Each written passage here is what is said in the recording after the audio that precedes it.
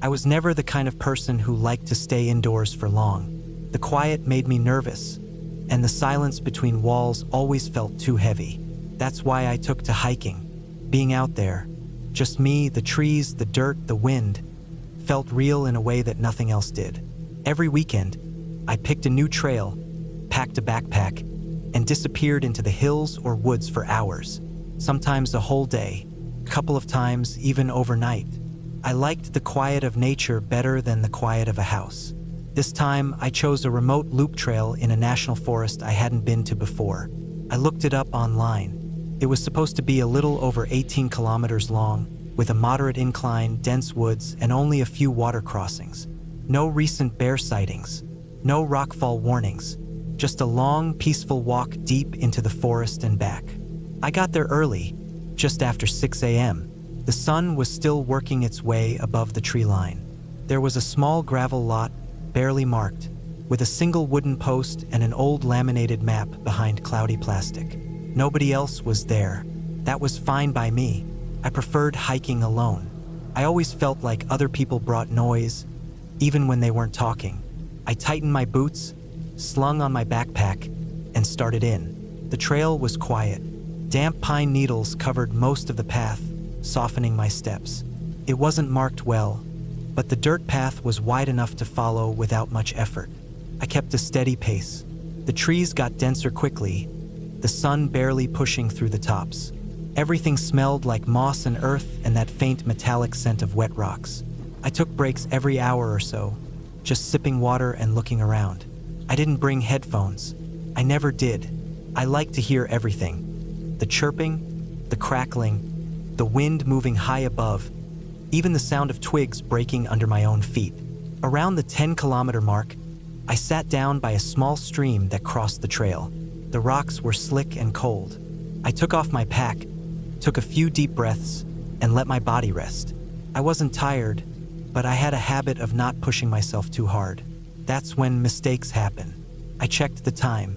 It was just after 11. I figured I'd be back at the car around 2:30 or 3 if I kept a good pace.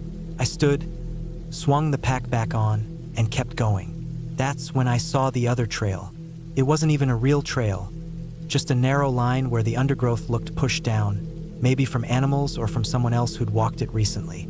It veered sharply off the main loop and into the thicker part of the forest. I stopped and stared at it for a long time. I don't know what made me curious.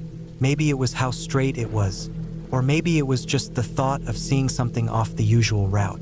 I hesitated. I knew the rule: stay on the marked trail.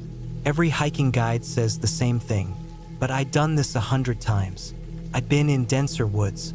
I figured I'd follow it for a bit, maybe 10 minutes, just to see where it went. If it looked like it went on too far, I'd turn around. The side trail was narrow, barely wide enough for one person. It cut between thick trees and up a slight hill. There were no markings, no ribbons on branches, no footprints, but the ground was soft, and the underbrush wasn't tall. Something had passed through recently. After maybe 5 minutes of following the path, I started to feel a bit unsure. The trail didn't open up. It didn't connect to another one, and I didn't see anything interesting. Just more trees, thicker now, and the light starting to thin out because the canopy was tighter. I should have turned around then, but I kept walking. The ground started to get muddy. At first, just damp patches. Then the mud sucked at my boots. I moved slower. I looked down constantly, making sure I didn't twist my ankle. I kept glancing back over my shoulder, too, but every time I turned around, the woods looked different than I remembered. The trees all looked the same. There were no clear landmarks. I stopped and stood still. I listened. Nothing but the faint rustling of wind. No birds anymore, no squirrels, just the wind and the distant creaking of old trees. I turned around and started heading back the way I thought I came. But almost right away, something felt off. I didn't see the muddy patch I'd crossed earlier. The slope of the ground felt wrong, and the way the branches reached in from the side, it looked different. I walked another 50 meters, then stopped again. Nothing looked familiar. I didn't panic yet. I'd gotten turned around before, but never bad enough to get lost. I pulled my phone out to check the GPS, but there was no signal, Not even a single bar. I switched to my offline trail map app and zoomed in. It showed the main loop trail clearly, but where I was now, just blank. The dot showing my location bounced and twitched as the phone struggled to figure out where I was. I took a deep breath and told myself to go slow. I wasn't far from the loop. I just had to backtrack carefully. I turned back the way I came, or thought I came, and tried to match the steps I remembered. 10 paces past a tree with a broken branch. 20 more down a slope. But none of it looked right. After another half hour of wandering and second-guessing every turn, I had to admit it. I was lost. I sat down on a fallen log and drank some water. My hands were shaking a little. I pulled out the protein bar I packed and forced myself to eat half of it. I told myself again, don't panic. I had food, water, warm clothes. It wasn't going to get cold for hours. I just needed to find high ground and get my bearings. So I looked for a slope that led upward. I climbed slowly, grabbing roots and tree trunks. It took me about 15 minutes to reach the top of a low ridge. From there, I could see out across the forest, but it didn't help. Just endless trees in every direction. No trail markers, no breaks in the canopy, just thick, unmoving forest stretching in all directions. Then I heard it, a rustle, something big moving through the brush, maybe 40 or 50 meters to my left. It wasn't wind. It was too slow, too heavy, like a person moving carefully, or something larger. I froze. My body tensed so fast it felt like my bones locked up. I didn't move. I didn't even breathe loud. I waited and listened. The sound stopped. Then a few slow steps again. Crunch, crack, then silence. I crouched low and stayed still for at least 5 minutes. Nothing else. I never saw what it was. No breathing, no more footsteps. Just that one sound, and then nothing. I got moving again. Slower now, more careful. I didn't want to call out for help in case whatever that was could hear me. I started to feel like I was being watched. I know how that sounds, but I mean it in the most basic, primal way. Like something out there had noticed me. It got hotter as the day went on. The air was heavy, wet, and still. I was sweating through my shirt and had to keep wiping my face with my sleeve. My legs were sore. My socks were wet with sweat and mud. My water was getting low, and my throat was dry. I kept walking, hoping I'd find a ridge, a clearing, a trail, anything. Instead, I found the pit. I didn't see it until I almost stepped into it. It was covered with leaves and branches, but one side had caved in. It was deep, at least 10 feet down, and shaped almost perfectly round. The dirt on the inside wall was dark and loose, like it had been dug recently. I looked down into it. At the bottom, I saw bones. I don't mean a single deer skull or a few ribs. I mean a pile of bones. Some small, some large, all clean, some snapped in half. There were no animal tracks around it. No claw marks. No tools. Just this deep pit partly hidden, with old, dry bones at the bottom. I backed away slowly and walked in the opposite direction without thinking. My heart was pounding so hard I could feel it in my fingertips. I didn't stop walking for a long time. It must have been after 4 p.m. when I realized how tired I was. I hadn't found any sign of the main trail. My legs were shaking. I'd stopped sweating, which worried me. That's a sign of dehydration. I sat under a tree, drank the last of my water, and tried to calm down. My shirt stuck to my back, and my boots had started to rub raw patches on both heels. That's when I heard another sound. Not rustling wood, sharp, deliberate cracks, like someone snapping branches. Not far off, maybe 30 meters. Then again closer, then silence. I stood up too fast. My vision went blurry for a second, and I had to lean against the tree to stay upright. When it cleared, I looked in the direction the sound came from, but there was nothing. No movement, just still, quiet woods. I moved again, slower. Every sound made me jump. A pine cone fell nearby and I nearly lost my balance. I was hungry, dizzy, and scared in a way I hadn't felt since I was a kid. I started counting steps to keep my mind focused. 100 steps. Rest. 100 more. I lost count more than once. Then, by pure luck or maybe instinct, I saw something between two trees. A torn blue ribbon tied to a branch. faded.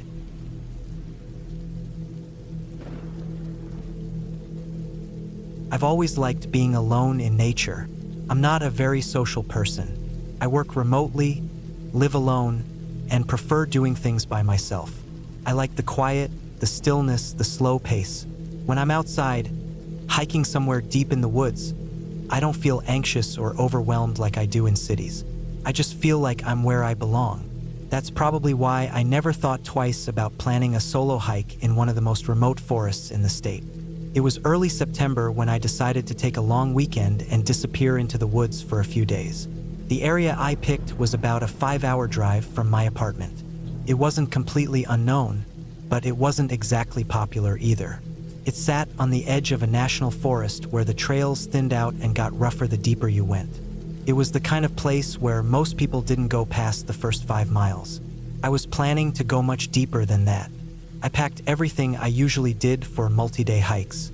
Tent, sleeping bag, layered clothing, first aid kit, water filter, flashlight, knife, power bank, food, maps, and compass. I had a GPS watch too. I double-checked the weather. Clear skies for the whole weekend. No major wind, no rain. Perfect. I left early in the morning and drove through a mix of mountain roads and long stretches of empty countryside until I reached the gravel lot near the trailhead. Only 2 other cars were parked there. That meant the forest was nearly empty. I liked that. I liked the idea of not seeing anyone for 3 or 4 days. The first part of the hike was calm and easy. Trees stretched over the narrow trail like a tunnel. The path was mostly dry, though some parts were soft from recent rains. There was that earthy smell in the air, wet leaves, pine, and mud. I followed the main trail for about 2 hours until I reached the point where most people usually turn back. It's where the official trail signs end and you have to rely on older trail markers, faded ribbons on tree trunks, and occasional carvings into bark. From that point on, I used my topographic map and GPS watch more often. I was aiming for a small clearing by a creek about 11 miles in. I had marked it ahead of time and was hoping to make camp there before dark. I moved steadily for the next few hours, only stopping briefly to rest or drink water. The forest got denser the deeper I went. The trees were taller, and there were long stretches where the sun barely reached the forest floor. Around late afternoon, I noticed a change, not in the weather or the trail, but in how it all felt. It's hard to describe. The forest looked the same, but the quiet felt heavier. The bird song that had followed me most of the way was gone. No insects buzzing, no wind rustling the leaves, just stillness. I tried not to think too much of it. Forests can be quiet sometimes. It was getting close to 6 p.m. when I found the clearing. It was smaller than I thought, maybe 15 feet across, but it was right next to the creek like I had hoped. The ground was soft but dry. I pitched my tent quickly, filtered water from the creek, and cooked a simple meal, dried rice and beans. I ate with my legs crossed outside the tent, listening to the soft sound of water running over rocks. Even after the sun dipped behind the trees, I didn't hear any wildlife. No frogs, no owls, nothing. That unsettled me a little, but I pushed the feeling down and got ready to sleep. I zipped up the tent, turned off my light, and lay there in the dark, trying to relax. I didn't sleep well. Something kept waking me up every hour. Not a noise exactly, just a feeling. I would open my eyes in the pitch dark and feel like something wasn't right. I couldn't hear anything moving. No animals, no wind, no branches creaking. Just complete silence. Around 2 a.m., I thought I heard a faint rustle outside the tent. But when I sat up and listened closely, it didn't come back. Morning came slowly. I got up at first light, stretched my legs, and made coffee. My body felt tired, like I hadn't slept at all. The forest was still dead quiet. I felt this pressure behind my ears, like I had water in them or had climbed too fast in an airplane. It was hard to shake the sense that I was being watched. I packed up camp and started toward my next destination, a rocky outcrop with a decent view about 5 miles farther in. The trail was barely visible by that point. I had to watch the terrain and double-check the compass often. As I walked, I kept feeling like I heard something behind me. Not footsteps, just a faint sound, like branches snapping slowly. I stopped multiple times, trying to hear better. Every time I paused, the forest was dead silent. I told myself it was just my mind playing tricks on me. I kept moving. It was mid-morning when I noticed something odd. A tree about 20 feet off the trail had deep gouges in the bark. Long, straight scratches running down the trunk. It didn't look like claw marks or an animal. It looked like someone had dragged a blade or something sharp along the wood, over and over. I stared at it for a while. The grooves looked fresh. The bark was still damp around the edges. I walked a little faster after that. My breathing was steady, but my palms felt sweaty. I wiped them on my pants without thinking. I started to see more trees with similar marks the deeper I went. Sometimes just one, sometimes 2 or 3 in a row. Some of the scratches were high up, higher than I could reach, and others were near the base. Around noon, I stopped for a quick meal. I didn't like being out in the open, but I needed the energy. I ate standing up, looking around every few seconds. The feeling of being followed was stronger now. I hadn't seen a single animal, not even a squirrel. As I got closer to the rocky outcrop, I found what looked like an old fire pit. Charred stones and some blackened wood sat in a circle near the edge of the trees. It wasn't mine, and it didn't look that old. The ashes were gray but hadn't been scattered much. Maybe someone had camped there a day or 2 ago, but there weren't any footprints around it. No wrappers, no leftover trash, no signs of a tent. Just the fire pit. The rocky outcrop gave me a good view of the valley below. Rolling hills, layers of trees stretching out to the horizon. But I didn't stay long. The open space made me feel exposed. I turned back into the woods quickly, trying to find a better place to stop for the night. I kept moving until I found a narrow ridge that overlooked the creek from earlier. It wasn't ideal, the ground was sloped and the wind was picking up, but I didn't want to keep hiking in the dark. I set up camp again and tried to calm myself. I forced food down even though I had no appetite. My stomach felt tight, like it was bracing for something. That night was worse than the first. Around midnight, I woke up to the sound of something moving outside the tent. This time I was sure. It wasn't an animal walking or brushing past. It sounded like something being dragged, something heavy. I stayed completely still, holding my breath. The sound moved slowly around the tent, then stopped. I couldn't see anything. I didn't dare unzip the door. I lay there for hours, eyes wide open in the dark, waiting for the sound to come back. It never did. When the sun rose, I packed up faster than I ever had before. I decided to hike back toward the trailhead. I didn't care about finishing the loop or seeing the lake farther in. I just wanted to get out of the woods. Every muscle in my body was tense. I checked my compass and GPS again and again. I barely stopped to rest. By afternoon, I had covered a lot of ground. I was maybe 5 miles from the trailhead when I saw something that made my blood run cold. A backpack, propped up against a tree just off the trail. It was dirty, torn on one side, but it looked new underneath the grime. Next to it was a boot, just one, facing away from the path. I walked closer, heart racing, and saw more things scattered in the leaves. A cooking pot, a pair of socks, a sleeping mat. No sign of the person. No blood, no bones, just a trail of belongings that led deeper into the trees. I didn't follow it. I turned back toward the main trail and started jogging. I kept looking over my shoulder. My throat felt dry, and my legs burned. I didn't stop again until I saw the first official trail marker, the one I passed on day 1. I slowed down then, but I didn't feel safe until I reached the gravel lot. My car was still there. The other 2 were gone. I climbed into the driver's seat and locked the doors. I sat there for a long time, just breathing. I never went back. I reported the abandoned gear to the park office. They said they'd send someone to check, but I never heard anything after that. I tried searching for news about missing hikers, but nothing came up that matched what I saw. It's been months now. I still hike sometimes, but never alone, and never anywhere that remote. I don't know what was out there. Person, a group, someone living in those woods? I don't know, but I think about those gouges in the trees, the silent nights, and that dragging sound every time I close my eyes. The forest isn't haunted. It's just wild. And sometimes the scariest thing out there isn't a ghost. It's something real, something breathing.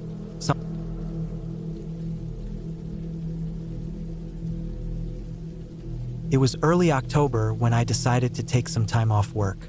I had been feeling mentally burned out for a while. Every day had started to feel the same: emails, meetings, coffee, more meetings, reports. I wasn't sleeping much either. I'd wake up feeling like I hadn't rested at all. My head hurt all the time. I just needed to disconnect from the noise. No phone, no internet, no people. Just trees, mountains, air, and time. I planned a solo hiking trip. I didn't overthink it. I had hiked before. Not an expert or anything, but I knew how to follow trails, read a basic topographic map, carry supplies, pack light, and set up camp. I wasn't going to take risks. My idea was to go up into the northern Appalachians, maybe follow a few lesser-known trails for a few days, sleep under a tarp, eat dehydrated food, and come back with a clearer head. I didn't tell many people, just my brother. I gave him a rough estimate of where I was going and when I'd be back. I drove about 6 hours northeast into the mountains, parked near a ranger station that was closed for the season, and started walking in from there. I had a printed trail map, GPS, compass, and about 4 days' worth of food and water with a filter pump for backup. The air was cool, not freezing, and the sky was bright blue with patches of leaves still clinging to the trees. Yellow, orange, and red. I felt good. Alive, actually. I hadn't felt like that in months. The first day went smooth. The trail was well-worn and followed a stream for miles. I took my time. I stopped to rest a lot, mostly just listening to the sounds around me. Leaves rustling, birds, the gurgle of water. I didn't see anyone else the whole day. That was the point.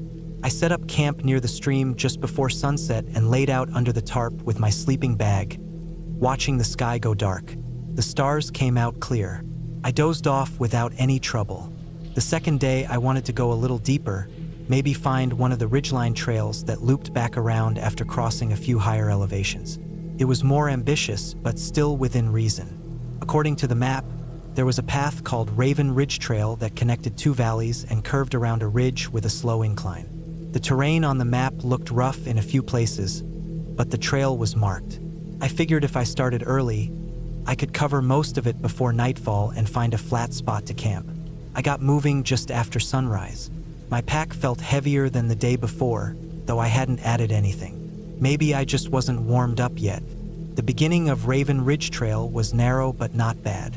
A few muddy spots, some brush to step over, but still clearly a trail. The ground gradually tilted uphill. After about 2 hours, I reached the ridge.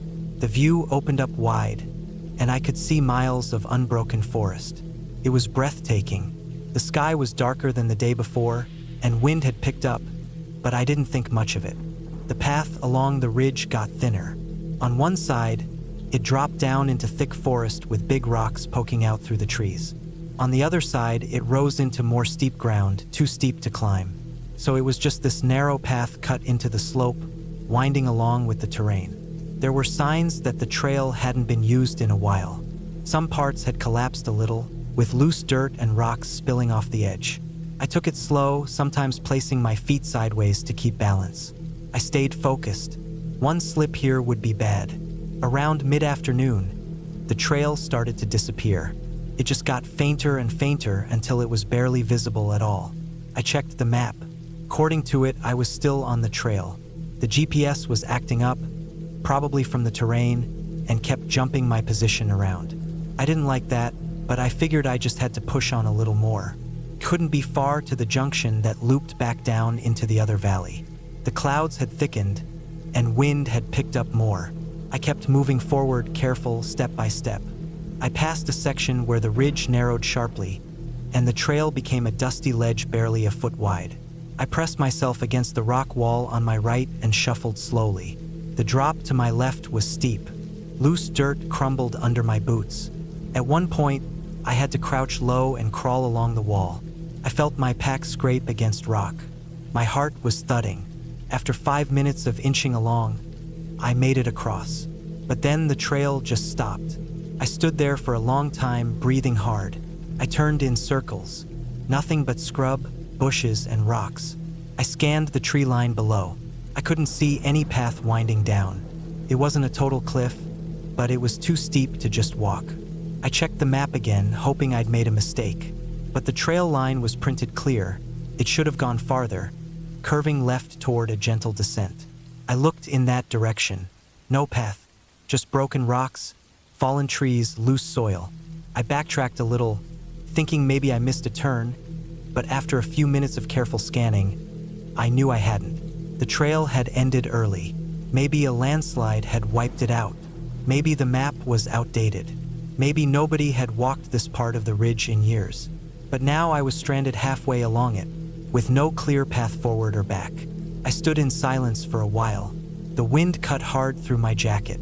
I could hear it whistling around the rocks. There was a growing sense of being very, very alone. The sky was gray now. I checked the time, 4:35 p.m. Sun would be down soon. I had about 2 hours of light left. I decided I had to go down. I couldn't risk sleeping on the ridge. It was too exposed, too cold, and dangerous if the wind got worse. I spotted a slope that looked passable, with enough trees and brush to slow my descent. I angled down slowly, grabbing onto roots and rocks. Dirt slipped under my boots. I leaned back and kept my knees bent. After a few careful minutes, I slid a short distance and landed on my side. Not hard enough to hurt, but I felt my hips sting. I stood up and checked myself. No injury. My pack had slid around, but nothing was broken. I tightened it and kept going. The slope flattened a little farther down, so I picked that direction. The trees thickened, and it got darker fast. I slipped again, this time banging my knee against a root. It hurt bad enough that I had to stop and sit for a while, catching my breath. By the time I reached the bottom of the slope, it was almost dark. I found a flat spot between two trees and dropped my pack. I didn't bother setting up the tarp. I just pulled out my sleeping bag and laid it on the leaves. My hands were shaking from exhaustion and cold. I forced myself to eat a pack of trail mix and drink some water. Then I pulled the sleeping bag around me and tried to get warm. The forest at night felt completely different.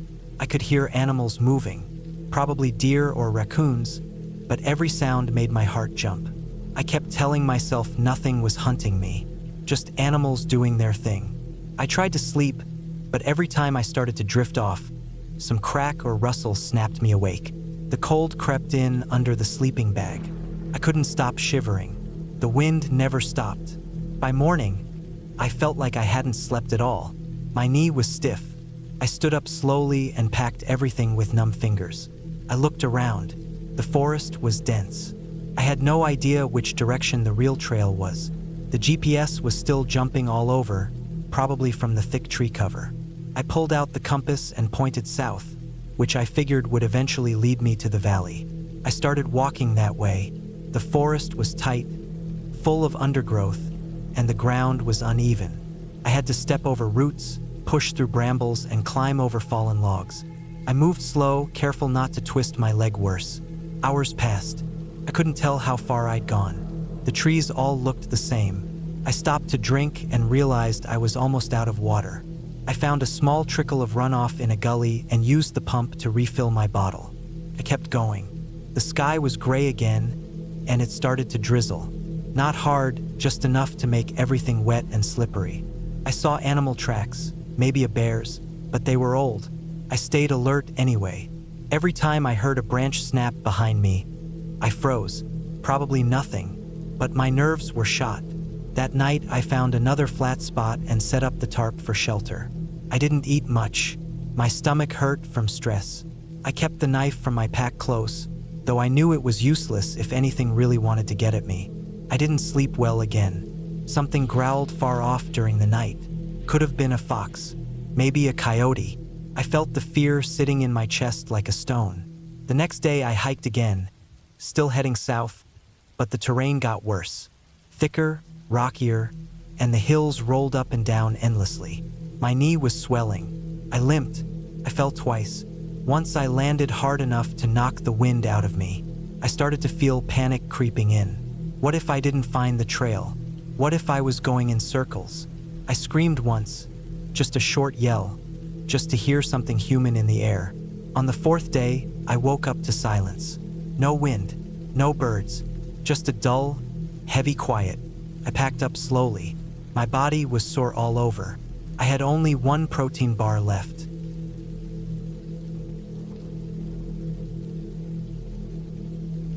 I had been planning this solo hiking trip for a few weeks. It wasn't anything extreme, just a simple backcountry loop up north that was supposed to take 3 days. I needed it. Work had been grinding me down, and my head was all over the place. I figured being away from everything, no cell signal, no noise, no people, would help clear things out.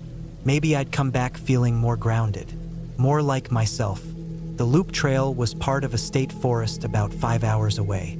I had downloaded the offline maps, packed up the gear, checked the weather, and left early on a Friday morning. My car was the only one in the gravel parking lot when I got there. I strapped on my pack, locked up the car, and started walking. I felt good. The first few miles were easy, wide paths, soft dirt, a light breeze pushing through the trees. By noon, I had made it to the first waypoint, a small clearing next to a slow-moving creek. I sat down, took off my boots, and ate some of the trail mix I had packed. There were mosquitoes, but not enough to ruin it. After 30 minutes, I got back on the trail. It narrowed after that. The trees got closer and the slope turned steeper. I could hear birds, but not much else.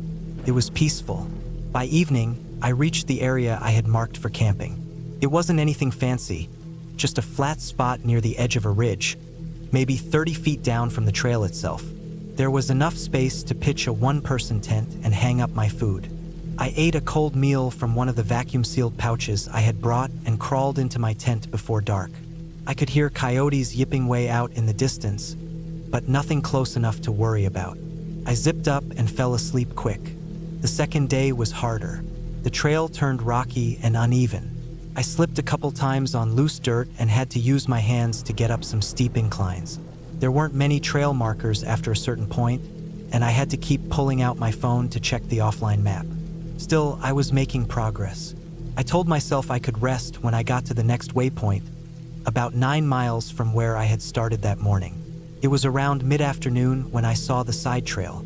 It was faint, not really a full trail, more like a path that had been used a few times and not maintained.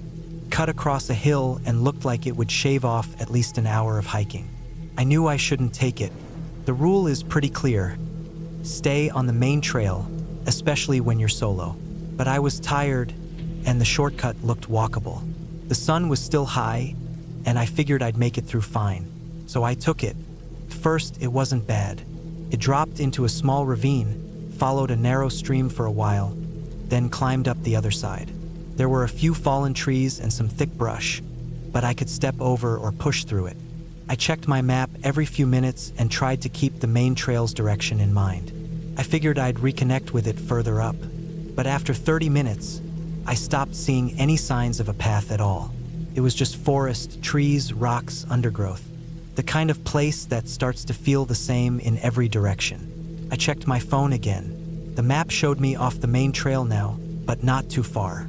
Maybe half a mile tops. I thought if I just kept heading north, I'd hit the main loop again. I adjusted my pack, picked a line through the trees, and started moving. But the forest got thicker. The ground was uneven.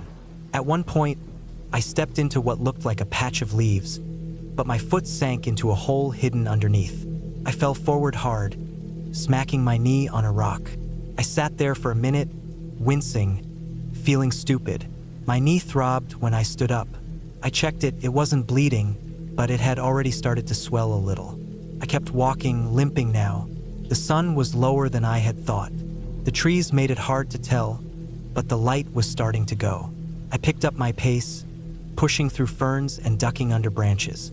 After what felt like forever, I saw a faint trail again. Not the main one, but it looked walked. I followed it, hoping it would take me somewhere familiar. Instead, it led me to a narrow clearing, just a patch of grass and some old stumps. And there, in the middle, was a pile of junk. Not random junk. It looked like someone had dragged a bunch of camping gear out here and dumped it. An old folding chair, some crushed cans, a backpack half buried under leaves, a cracked plastic cooler. Everything was dirty and sun-bleached, like it had been there for a long time, but not decades. A few years, maybe. I walked around the pile slowly. Most of the stuff was broken. The backpack's zipper was ripped. The chair's fabric was shredded. The cooler had claw marks on it, or maybe it had just split from exposure. Something about it made me uneasy, like whoever had left it hadn't planned to. I backed away and looked around. No sign of anyone. No sound except the wind and some distant birds. I stood there for a bit, then turned and started moving again. I didn't want to camp anywhere near that spot. I kept going until the light got too low to see. I had a headlamp, but I didn't want to use it yet. I picked a flat patch between some trees and set up my tent. It wasn't ideal, but I was too tired to look for anything better.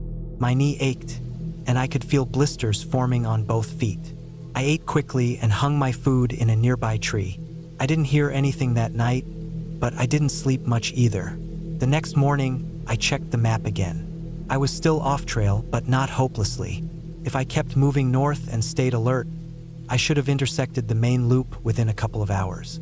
My knee felt worse, though, stiff and sore. I wrapped it with a bandana and pushed on. After maybe a mile, I heard something, not an animal, but a sound that didn't fit. It was a kind of metallic clang, sharp and out of place. I froze and listened. Came again, faint but real. I moved toward it slowly, careful with each step. The trees started to thin out, and then I saw the structure. It was a shed, or what was left of one, with slats, tin roof, half collapsed on one side. Old, way too old to still be standing, but somehow it was. I approached carefully. The door was missing. Inside were more broken items, rusted tools, a pile of rotted blankets, a couple of plastic jugs that had collapsed under their own weight. I didn't go inside. I stood there for a few minutes trying to figure out how a shed like that ended up out here, this far from anything. There weren't any old logging roads or signs of construction nearby. No foundation, no fire ring, just the shed. That's when I heard it again, the clang. But this time it was behind me. I turned fast. Nothing, just trees and shadows. My heart was pounding. I didn't see anything, but I could feel something. That sense you get when you're being watched. I tried to brush it off and started walking again, away from the shed, but the feeling didn't go. I walked faster, ignoring the pain in my leg.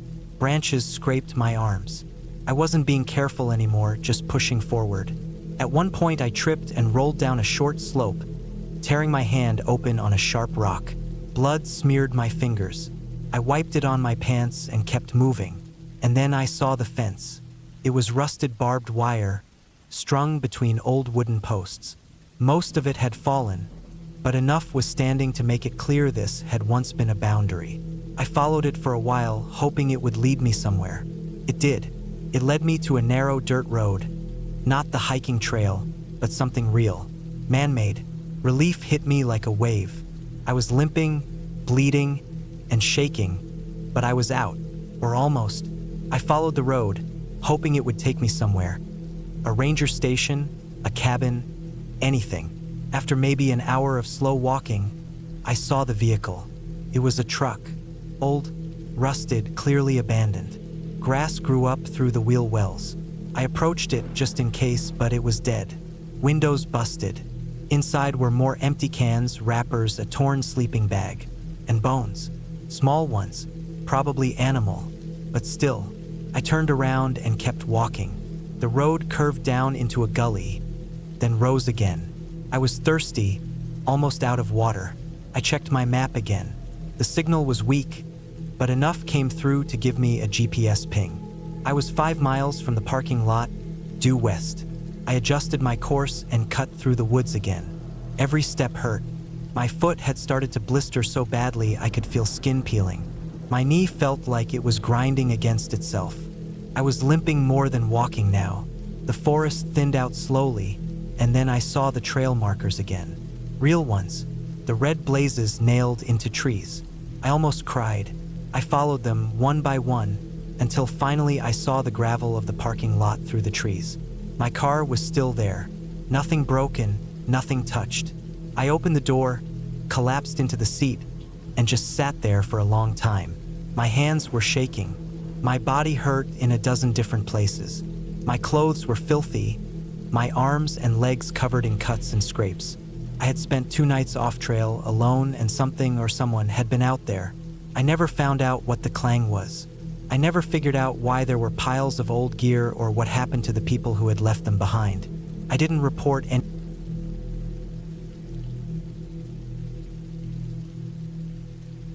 I had been planning that hike for months. I wasn't chasing some big adventure, I just needed a break. My job had been killing me slowly with long hours and constant screen time, and the city noise never stopped. I just wanted to be alone in nature for a while. I chose a remote desert canyon out west, one I had seen in a few hiking forums but never in person. It wasn't a tourist place, and that's exactly why I picked it. I took a week off, packed my gear carefully, and checked the weather like 10 times. Everything looked dry. No rain in the forecast. That area hardly got any rain anyway. I loaded up my backpack with water, food, tarp, emergency supplies, GPS, and an old paper map just in case. I brought a little solar charger for my phone, too, even though I knew the signal would be gone the second I got into the deeper parts of the canyon. The drive out there was long and empty, just miles and miles of desert highway, then a dirt road that seemed like it would never end. I parked my car at a little pull-off spot and locked it, double-checked everything, then started hiking. The air was dry and still, and the sun was already beating down hard even though it was still early. I had a hat, sunscreen, sunglasses, everything I needed. The first few miles were easy. Flat desert, a few rocks, dry creek beds, nothing too wild. Then I reached the canyon mouth. It was a narrow slot canyon, with high red rock walls that twisted around like a maze. I had marked a spot on the map where the walls opened up a bit and where people said you could set up camp. That was my goal for the first day. Just get to the camp zone, set up, and rest. As I entered the slot canyon, the temperature dropped. The shade from the walls helped, but the air felt heavy and quiet. My footsteps echoed off the walls, and every now and then I'd hear a bird cry from high up or the scrape of my boot against stone. There was no one else out there. I liked that. I moved slowly, stopping to drink water every 20 minutes or so. The sun never reached the bottom of the canyon, but I could feel the heat still radiating off the rock around me. I came across a few shallow pools left from an old rain, but they were mostly dried up, just patches of wet sand and dark stone. The path got narrower, and sometimes I had to turn sideways to slide through cracks in the rock. My backpack scraped a few times, but I managed. After a few hours, I reached a wider section of the canyon. The walls weren't so tight anymore, and there was enough flat space to set up my little tarp. I took off my pack, stretched my legs, and ate a few protein bars. I sat on a rock for a while and just listened. Nothing, just the sound of my own breath, the wind way above the canyon walls, and the faint creak of my tarp as it moved. That night I slept okay. Not great. The ground was hard, and the silence made every small sound feel louder than it should have. I kept waking up, thinking I heard something, a rock shifting, maybe a rustle, but I didn't see anything, and I was too tired to care much. I fell back asleep. The next day I hiked deeper. The canyon got stranger as I went on. Tighter in some places, then suddenly wide. Some parts had little ledges I had to climb up onto. The stone changed colors, deep reds, browns, and even streaks of white. It was beautiful, but in a harsh way. The kind of place that didn't care if you lived or died. Around midday, I noticed something off. The air had changed, felt cooler, damper. I looked up and saw the sky had gone from clear blue to pale gray. I couldn't see much of the sky from inside the canyon, but I saw enough to know clouds had rolled in. I kept going anyway. The map showed a natural arch up ahead that I really wanted to see. People said it was amazing and I'd come this far. I figured I'd go there, rest, then start heading back. The wind picked up. I started seeing dust blowing into the canyon from the cracks high above. I stopped and listened. Still no sound of rain. I pressed on. About 30 minutes later, the walls started closing in again. I squeezed through a tight bend, climbed over a boulder, and finally saw the arch. It was even better than I expected. A smooth stone bridge stretching over the top of the canyon, with light filtering through. I dropped my pack and sat on a slab of rock nearby. I drank some water and just stared at it. Then I heard a distant rumble. At first, I thought it was thunder, but it didn't sound like thunder. It was deeper, almost like a growl, but steady. I stood up and looked back the way I came. The sound got louder. I stepped back toward the tight bend I had come through, and then I saw it. Water, not a little stream. A wall of muddy water rushing toward me, carrying branches, rocks, and trash. A flash flood. I froze. My heart jumped into my throat. I'd read about these, but reading and seeing are two different things. That wall of water was moving fast. I turned and ran toward the arch, trying to get to higher ground. My legs slipped on the wet rock as the first bit of water reached me. It smacked into my ankles and almost knocked me down. I grabbed a crack in the rock and pulled myself up to a ledge. The water roared through the canyon, churning, slamming into walls, crashing against everything. I pressed myself against the rock and tried not to look down. My pack was gone, swept away. Everything I had, food, gear, map, solar charger, gone. The water didn't stop. It just kept pouring in like a dam had broken somewhere. I had no idea where it was coming from. Maybe it rained up in the mountains miles away. That's how flash floods worked. You never saw it coming. I stayed on that ledge for what felt like hours. My legs cramped. My lips dried out. I had one water bottle on my belt. That was it. I sipped it slowly and tried to stay calm. When the water finally slowed, it left behind a mess. Mud, broken branches, pieces of dead plants, even part of a broken backpack that wasn't mine. I climbed down carefully and looked around. The canyon floor was destroyed. Pools of water sat between sharp rocks, and the mud was thick and deep in places. Every step was a fight. I didn't know what to do. I couldn't go back the way I came. That path was underwater or too slick to climb. I had no map, no GPS, no food, and barely any water. I checked my phone, but it was dead. The charger was gone. Anyway, I picked a direction and started walking. I figured if I kept moving downstream, eventually I'd reach an opening. Maybe a road or a ranger station. I just had to keep moving. The mud slowed me down. I slipped twice and scraped my knees bad. The canyon narrowed again, and I had to wade through waist-high water that stank like rot. My feet started to blister inside my boots. Every step hurt, but I kept going. I found a dry rock shelf and rested there that night. No tarp, no blanket, just the clothes on my back and the warm rock under me. I was too tired to think straight. My body hurt everywhere. I drank the last of my water and closed my eyes. The next morning, I woke up dizzy.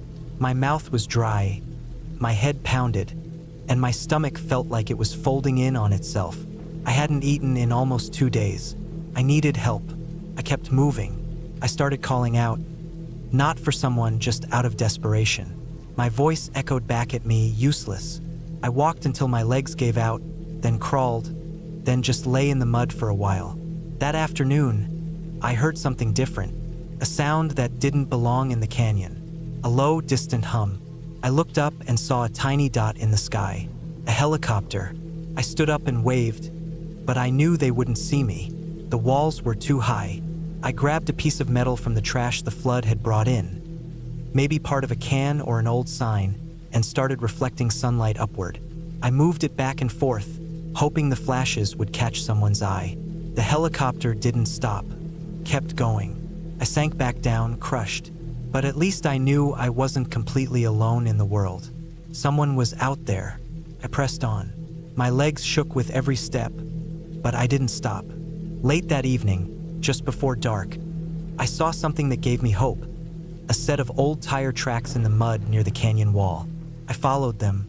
After maybe an hour, I reached a steep incline. At the top, I saw the edge of a dirt road. I clawed my way up, slipping in the mud, grabbing rocks, pulling myself forward with everything I had left. When I got to the road, I collapsed. I don't know how long I lay there, but eventually I heard an engine. A pickup truck came around the bend. The driver stopped, jumped out, and rushed over. He looked scared. I must have looked like a ghost, muddy, bruised, half dead. He gave me water, helped me into the truck, and drove me straight to a ranger station. From there, I was taken to a hospital, treated for dehydration, cuts, bruises, and mild hypothermia. They told me I was lucky to be alive. Turns out that canyon had seen flash floods before. Even with no rain on the radar, water could come rushing down from storms miles away. It happened fast and killed fast. I had just picked the wrong day.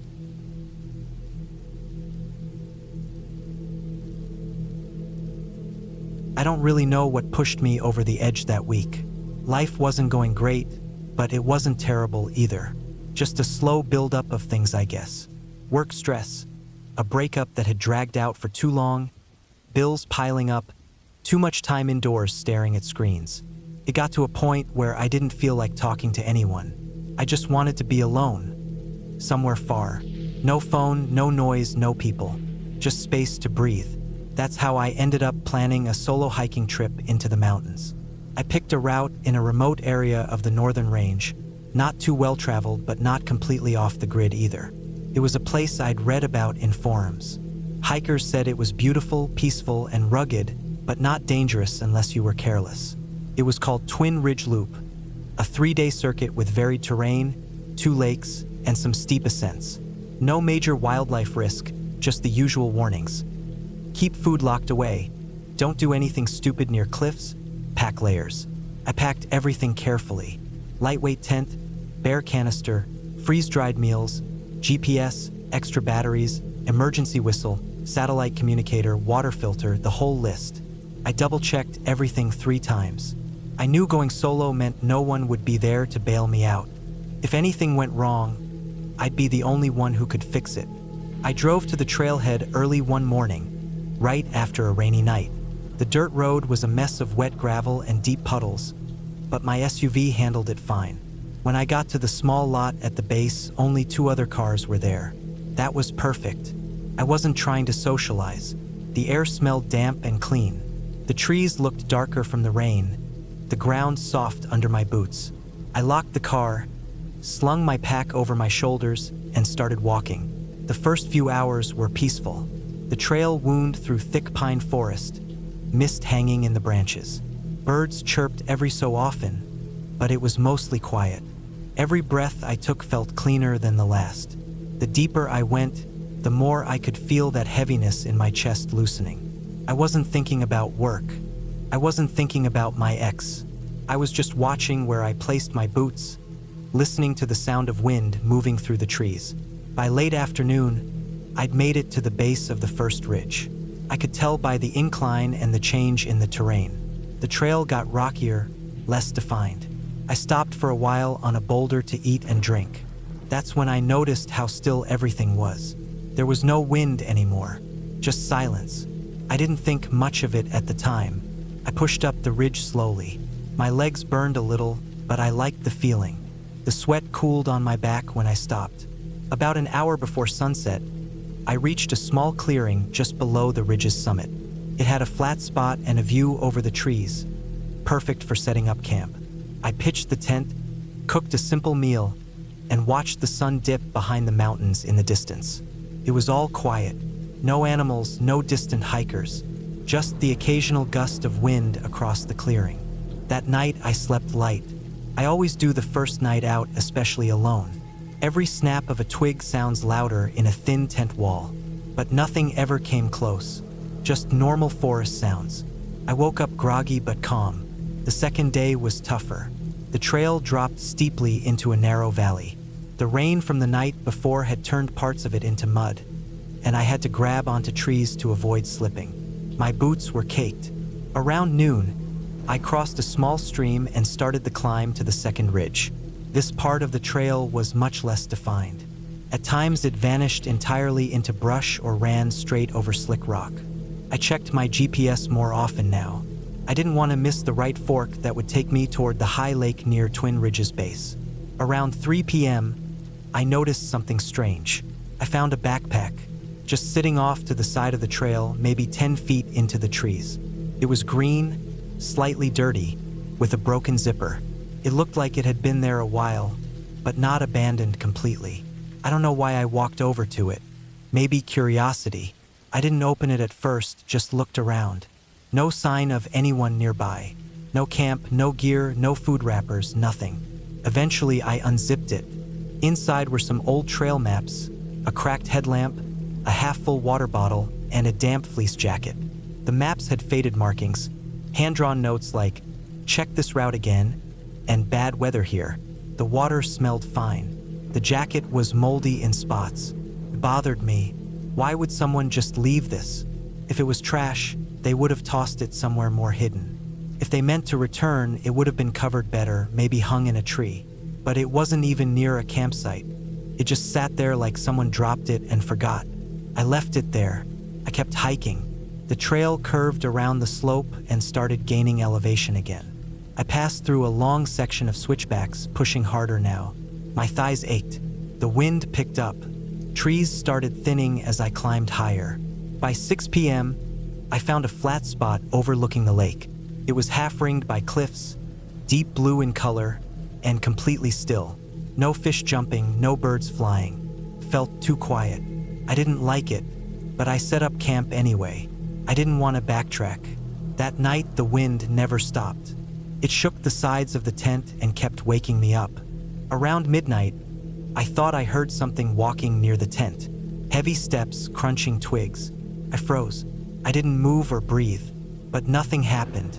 No growling, no sniffing, no shadow moving against the tent wall.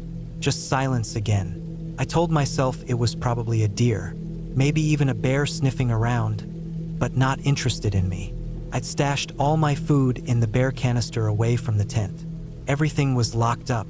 I drifted back to sleep around 2 a.m. The next morning, I found footprints. Not paw prints, ***, boot prints, ***. Human. A single set, maybe size 10, walking straight past my tent and down toward the lake. They were fresh, deep in the soft dirt, with clear tread patterns. I followed them a little ways, but they vanished in the rocks near the lake's edge. I never heard anyone. No voices, no lights, no other tents. Just those prints. I tried to shake it off. Maybe someone else had hiked in quietly. Maybe they passed by early in the morning. But I hadn't seen any sign of people since I left the trailhead. No fresh trash, no fire rings, no gear. I started hiking again around 10 a.m., taking the trail that curved around the second ridge to complete the loop. The trail here was overgrown and parts of it felt wrong. Steeper than the map showed, more narrow. I kept looking behind me every now and then. I don't know why. Around 2 p.m., I lost the trail. It just vanished in a field of boulders. I searched for cairns or flagging tape. Nothing. I pulled out the GPS, and it showed me slightly off the path, but I couldn't see where it continued. Every direction looked the same. I picked what looked like the right slope and started climbing, thinking I'd find the trail again on the other side. That was a mistake. The slope was steeper than it looked. Every step slid a little. Loose rock rolled under my boots. The higher I went, the more I realized how exposed I was. No trees, no shelter, no markers, and still no trail. I checked the GPS again. Now it said I was way off. Somehow I'd gone too far west. The line was to my right, but it meant climbing across a jagged ridge that looked sketchy as hell. I debated going back down, but that would take too long. I kept climbing sideways, trying to reconnect. That's when I heard something. Not an animal. A metallic sound, like something hard hitting stone. Then silence. Then again, sharper. I froze. It came from the ridge above me, maybe 50 yards away. I didn't move for a full minute. Nothing followed. No voices, no movement. Eventually, I turned and started scrambling up fast. I needed to get to that ridge. I needed to get higher to see where I was. I reached the top 15 minutes later, gasping, covered in sweat and dust. And there it was, a small camp. Someone had built a shelter out of rocks and fallen branches. A tarp covered part of it. There was a fire ring, cold, with burnt cans inside. A foam sleeping pad lay in the dirt. A torn-up sleeping bag sat in the rocks. There were broken tools, an empty bottle, and a rusted knife. But no person. No pack. No food. No shoes. Just that eerie camp sitting up there like someone left in a hurry or never came back. I didn't stay long. I started back downhill, fast and clumsy. My knee hit a sharp rock. My hand caught a thorn bush. I didn't care. I just wanted off that ridge. I made it to a tree line by evening. The forest was thick here, tangled with undergrowth. I couldn't find the trail, but I could see on my GPS that I was headed roughly in the right direction. I decided to camp again one more night, and I'd push out in the morning. I didn't sleep. That night, I heard the steps again. Closer this time, heavier, pausing. Then I heard something scrape across my...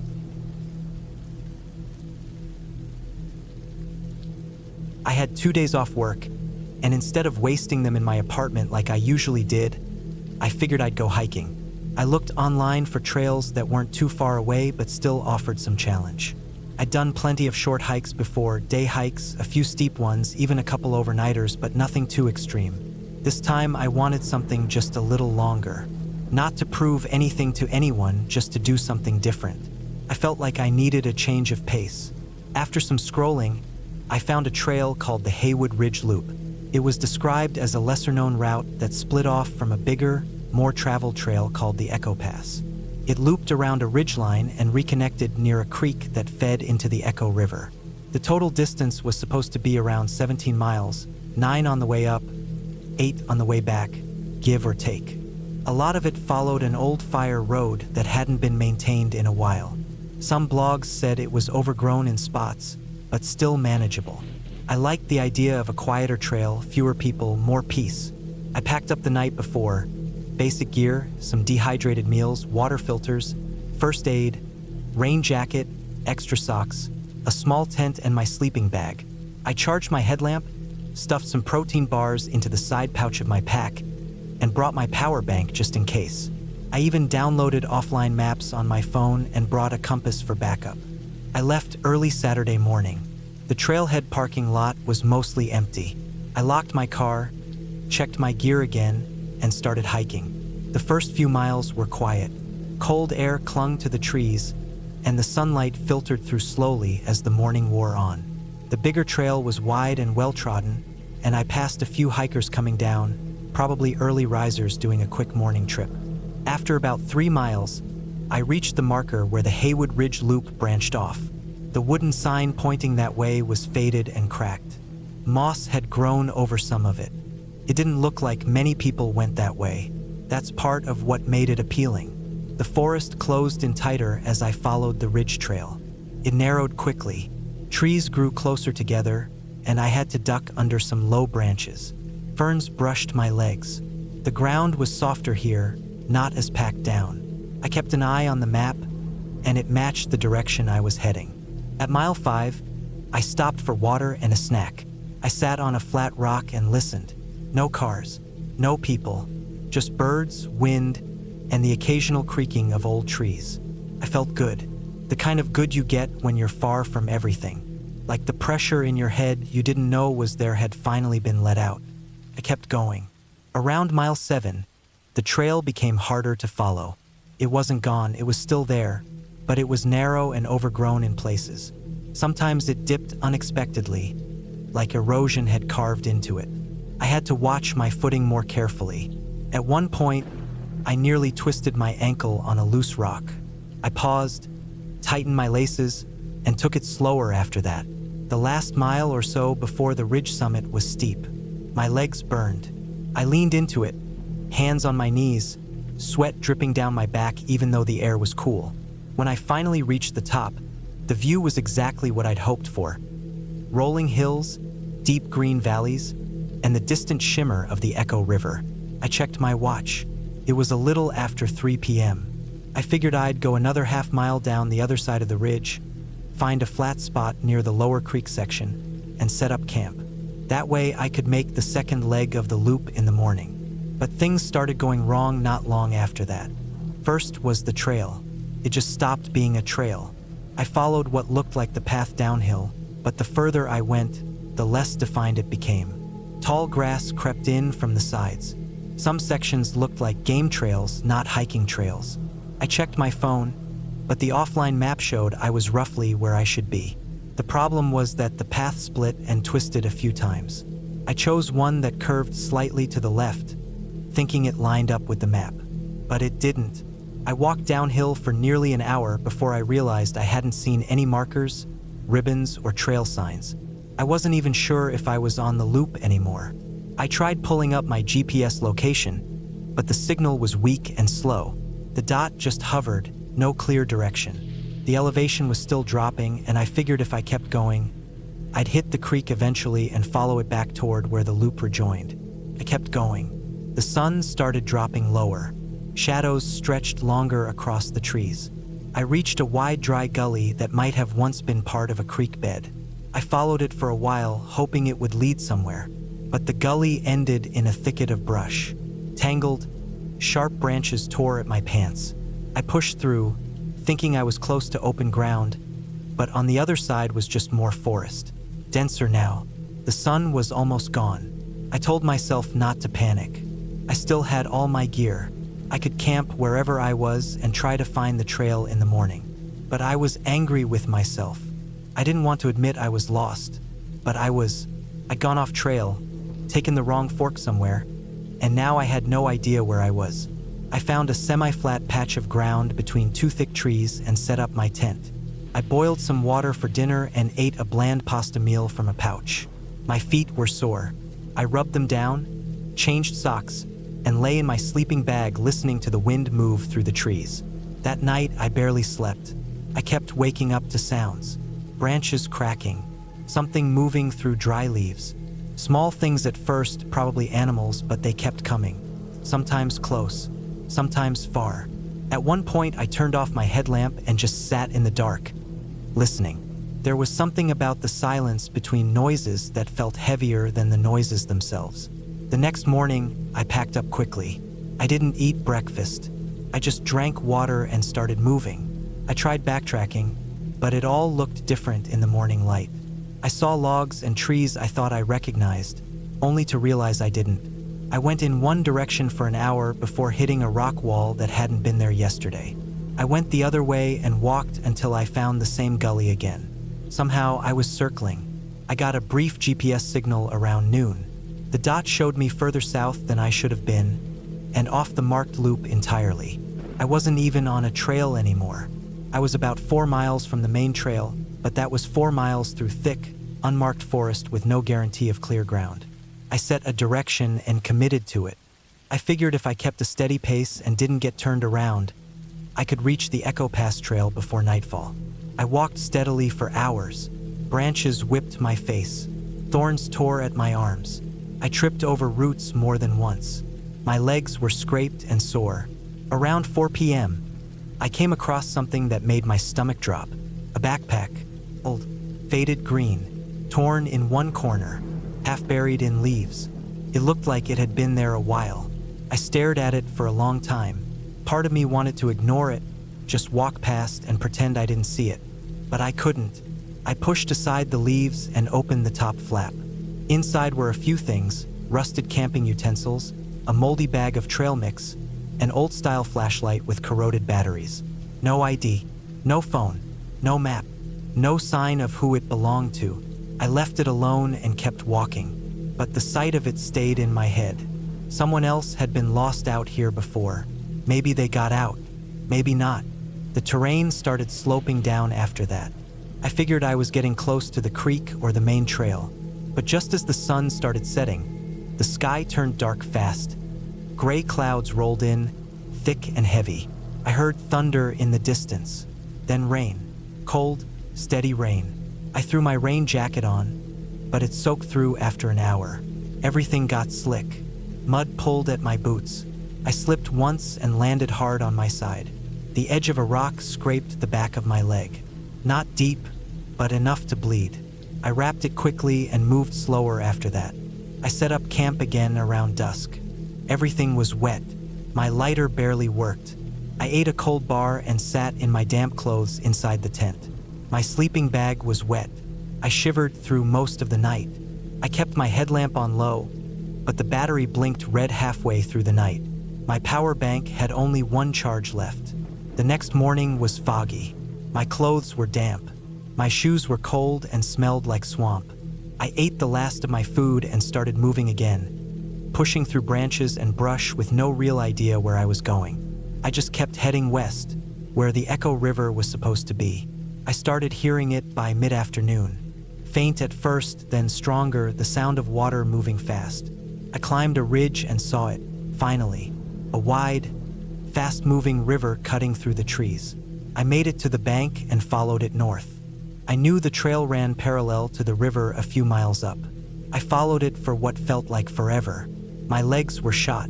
My stomach was empty. My skin felt raw in places. Then, finally, around 5 p.m. that day, I saw it. A wooden trail marker, weathered, cracked, but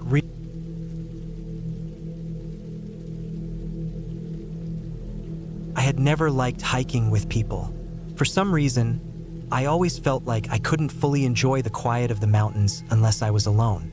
Most people don't understand that. They ask me how I don't get bored or scared. But honestly, I felt the opposite. When I was around people in the woods, I felt more nervous. Like I was dragging the chaos of life into the one place where I could hear my own breathing and the wind in the trees. So I always went alone. That weekend in October, I decided to take on a trail I had never done before. It was in the northern part of the state, where the hills started turning into mountains. There was a long loop trail called the Hollow Ridge Trail, about 18 miles through mostly wooded terrain, with a sharp incline halfway through that brought you above the tree line for a few miles before it dipped back into the forest. The trail wasn't that popular, probably because it didn't have many landmarks, no waterfalls or famous lookouts, just a lot of quiet, steady walking through the woods. That was exactly what I wanted. I parked my car in the gravel lot just after sunrise. It was cold. My breath came out in little clouds, and the frost on the leaves made the forest look like it was holding its breath. I packed light, just my day pack, water, a few energy bars, rain jacket, small first aid kit, and a printed map of the trail in a plastic bag in case my phone lost signal. I checked the weather. It was supposed to be cool and clear all day. I had a good pair of boots and I'd hiked longer trails before. I felt fine. I headed into the trees. The first 5 miles passed easily. The trail was soft and covered in pine needles. I didn't see a single person. There were some birds calling in the branches, and once or twice I saw squirrels dash across the trail ahead of me. The trail climbed slowly, winding back and forth across the side of a large hill. I took small breaks now and then, sipping water and listening to the wind. The air smelled like damp leaves and dry moss. I was in a good mood. I hadn't had this kind of peace in weeks. Around mile 6, the terrain started to change. The trees grew thinner, and I noticed the trail becoming rockier. My legs burned a little as the slope got steeper. There were signs that no one had been up here in a while. Fallen branches weren't cleared, and the trail markers looked faded. At one point, I had to walk around a big uprooted tree that had taken part of the trail with it. I paused there and checked the map to make sure I was still going the right way. Soon I reached the ridge. I didn't realize how high I had climbed until I turned around and saw the tops of the trees below. The view wasn't wide, but I could see a long stretch of hills in the distance and the valley below. The sunlight was hitting the tops of the trees like fire. The breeze was stronger up there, colder, but it felt good. The trail followed the edge of the ridge for about 2 miles. It was narrow and rocky with steep drop-offs on one side. I slowed down. The rocks were loose in places, and I didn't want to slip. My boots gripped well, but every now and then I stepped on one that wobbled, and I had to steady myself. About halfway across the ridge, I started to feel uneasy. It wasn't anything I saw or heard. It was more like a heaviness in my stomach. I kept looking over my shoulder. Nothing was there. I told myself it was just being exposed like that, with the drop to my left and the open sky above. Maybe it was vertigo. Still, I walked faster. The sooner I got back under the trees, the better. That was when I heard something behind me. It was quick, maybe just 1 second, like a single footstep on a loose rock. I froze. I didn't turn around right away. I just stood there and listened. Nothing. The wind kept blowing. My ears felt full of it, and I couldn't tell if I'd imagined the sound. After a few seconds, I turned around. There was nothing there, just the trail winding back along the ridge. I waited a moment longer, then kept walking. I told myself maybe a rock had fallen. That happens sometimes. Still, I couldn't shake the feeling. My heart was beating faster now, and I started checking over my shoulder more often. Every bend in the trail, every shift in the wind made me twitch. At the far end of the ridge, the trail dipped down into a thicker part of the forest. The trees were darker here, closer together, and I felt some relief as the trail leveled out and the wind died down. I stopped and took a long drink of water, letting my pulse slow down. That was when I realized I hadn't seen a trail marker in a while. I pulled out the map again. According to it, there should have been a marker near the point where the trail left the ridge and turned south. I looked around. Nothing. I walked forward about 20 more steps. Still nothing. The trail was there. It looked like it kept going, but it didn't match the map. The trail on the map curved gently left and crossed a small stream. The one in front of me kept going straight into a thicker part of the woods. I backed up and looked around the area again. Maybe I had missed the turn. I searched the trees carefully. After a few minutes, I found a faint path leading off to the side, half hidden under dead branches. It didn't look used. I checked the map again. It seemed to match the direction I should go. I hesitated. That main trail looked so much clearer, but I'd hiked enough to know that if you go off the map, especially when you're alone, things can go wrong fast. I took the smaller path. That was the mistake. At first, the trail was easy to follow. It wound through some underbrush, then opened up again under some tall birch trees. The ground was soft and spongy, like it had rained recently. I stepped carefully. My boots sank slightly with each step. The path got fainter. Every 100 feet or so, I had to stop and look around to see where it picked up again. My confidence started slipping. I pulled out my phone. No signal. That didn't surprise me, but it didn't help. Soon, the trail just vanished. I stood still for a long time, looking around. The trees were all too close together. The light had changed. It wasn't dark, but it felt like the sun had gone behind clouds, even though it was still early afternoon. I turned slowly in a full circle. Nothing looked familiar. I didn't hear any birds anymore. The wind had stopped. I had two options: go back the way I came or keep going and hope to reconnect with the loop. I tried going back. That was when I realized I couldn't find the way I came from. The path had been so faint, and I hadn't marked it. I turned left, then right, retraced my steps. Nothing looked right. I walked in a circle. The ground was full of moss and rotten branches. My boot caught on something and I fell forward, hands sinking into the damp earth. I swore and pushed myself back up, heart pounding harder now. I was lost. I stopped moving. I stood still for 10 minutes, listening. I looked for a sound of water, a distant bird, anything. The silence was thick. I felt it in my ears and behind my eyes. I took a deep breath, forced myself to calm down. I'd been lost before, years ago, for a short time. I knew what to do. I checked the sun. Still above me, maybe past noon now. I had a compass on my watch. I decided to keep moving south, toward where the trail was supposed to curve. I kept walking. The terrain got worse. What looked flat from a distance was full of dips and ravines. Thick brush tore at my legs. At one point, I slipped down a short hill and scraped my palms on the rocks. My water bottle dropped and rolled out of reach. I climbed down, got it, and sat on a fallen log. My shirt stuck to my back with sweat even though the air was cold. Then I heard the sound again. A single footstep. Not mine. Not from ahead. From behind. I didn't turn around this time. I just sat frozen. I listened hard, waiting. Nothing. I turned and looked slowly over my shoulder. The woods were empty. Still, I got up and started walking faster. I kept going south for at least another hour. Felt like longer. I checked the compass, but the terrain kept pushing me slightly off course. I crossed a shallow creek. My boots got wet. The wind came back. Small gusts through the trees, sharp and cold. The light was starting to dim. Then I saw something. Not a person. Not a building. Just a structure, wooden, square, leaning slightly to one side. It looked like a hunting blind or an old ranger shack. The windows were boarded. The door was open, hanging crooked. I didn't want to go near it. It looked forgotten. The wood was black with rot in places, but I needed a break. I stepped inside. The floor creaked. There was an old chair, a broken crate, and a pile of leaves in the corner. I sat down on the crate and took off my pack. My hands were shaking. I ate a protein bar and drank the rest of my water. I needed to get out before dark, but I didn't know which way to go. Then I saw it nailed to the wall. A map, old, faded, torn at the corners, but it showed the forest, and it had the loop trail marked in red. I traced it with my finger, looking for landmarks. There was a stream, a ridge, and then a small X labeled Old Watch Cabin, right where I must have been. I was about 3 miles off the trail. I memorized the direction east, through the lower ravine, then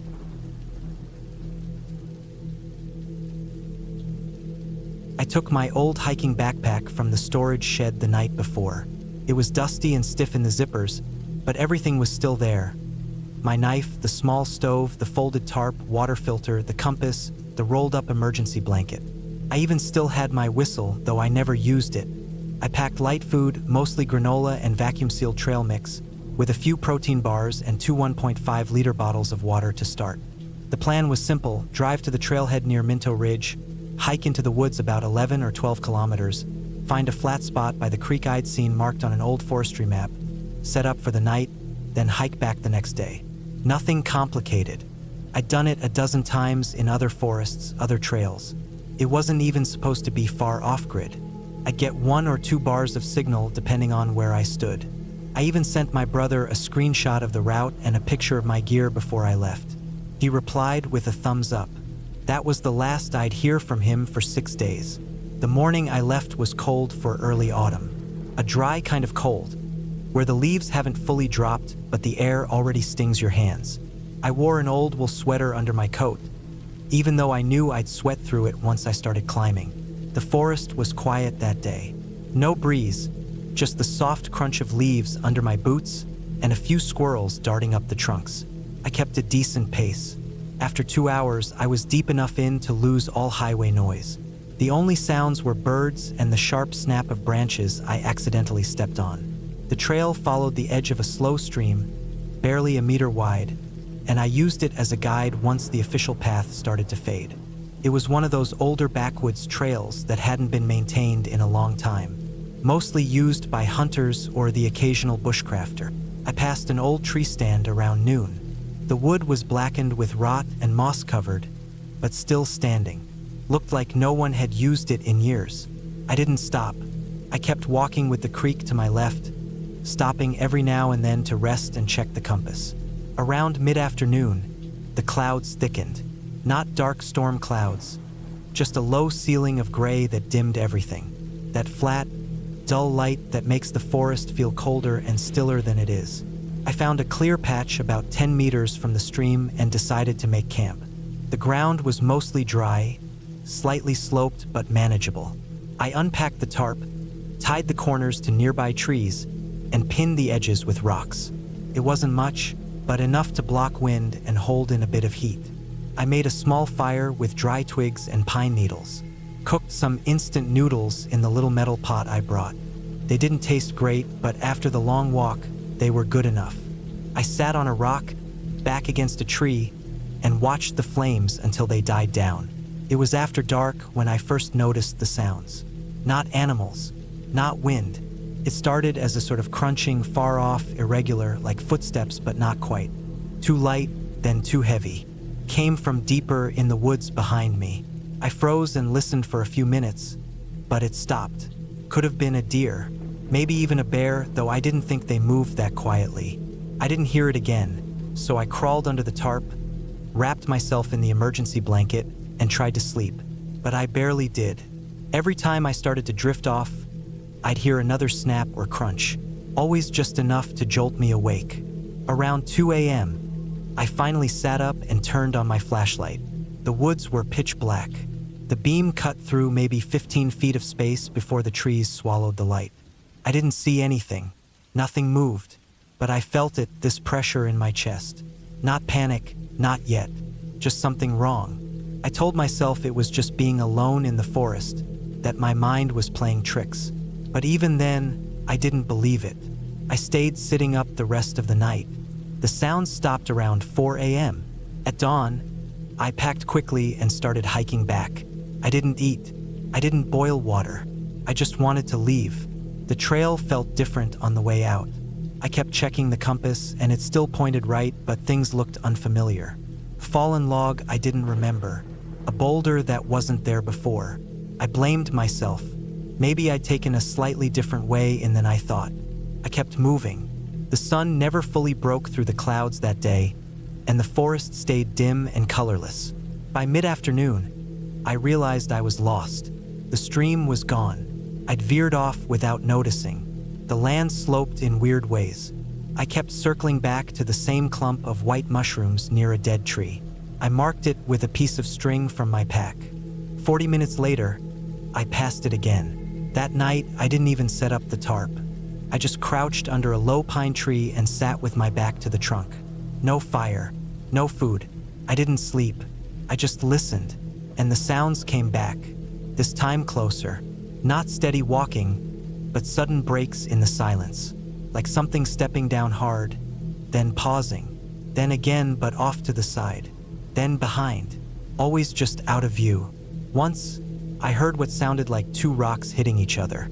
A sharp clack, then nothing. Another hour passed, and I started to hear breathing. I couldn't tell if it was mine or something else. It was so faint, almost imagined. That night was worse than the last. I waited until the sky lightened, then got up and started walking fast. Not running, but just below it. I picked a direction and kept to it. North-northwest, using the compass. No more trails, just thick brush, uneven ground, and spiderwebs in my face. I kept swatting away branches and kept moving, hoping I'd hit a road or a clearing. By the fourth day, I was out of water. I drank from a muddy patch with my filter, even though the water tasted like metal and earth. I hadn't eaten in over a day, but I couldn't bring myself to chew anything. Every bite stuck in my throat. On the fifth day, I found the old shack. It was small, half-collapsed, leaning to one side. Looked like it hadn't been used in 20 years. Rusted tools on the wall, cracked window pane, roof caved in at one corner. But the door was shut, and there were footprints in the dirt, old maybe, but not mine. I didn't go in. I walked past it fast, not looking back. That night, I found another fire ring. Stones stacked in a circle with burnt wood inside. Still black, not weathered. Not mine. I hadn't passed this before. And something else. A torn-up backpack in the brush. I crouched and looked at it without touching. It was dark green, half buried in leaves.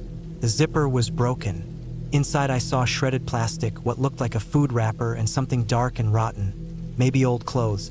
But I didn't check. I just walked faster. By day 6, I was hollow. My legs burned. My lips cracked. My arms were scratched all over. I kept seeing things that didn't make sense. Trees in odd shapes, piles of sticks in tight circles, pieces of bark peeled off trunks. I passed the same broken stump 3 times that morning, even though I never turned around. I started yelling. Not words, just loud grunts, hoping if someone was out there they'd hear. But nothing answered. That evening, just before sunset, I slipped down a ridge. The dirt gave out under me, and I tumbled maybe 15 feet before hitting a tree. My side ached, and my ankle bent wrong, but I could still walk. I limped toward flat ground and found another small stream. Slow, muddy, but better than nothing. I drank until my stomach cramped, and then I saw the jacket. It was across the water, hanging from a low branch. A dark blue windbreaker, faded, arms limp. No one was around. I stared at it for a long time, then turned and walked the other way. That night, I didn't stop. I walked in the dark, stumbling and falling, holding the flashlight until it died. Then I used the dim glow from my backup headlamp. Just a faint circle of light, swinging side to side. I don't remember falling asleep. I just remember waking up with dirt in my mouth and leaves stuck to my face. On the 7th day, I found the road. A thin gravel line, half overgrown with deep tire ruts. I followed it with the last of my strength.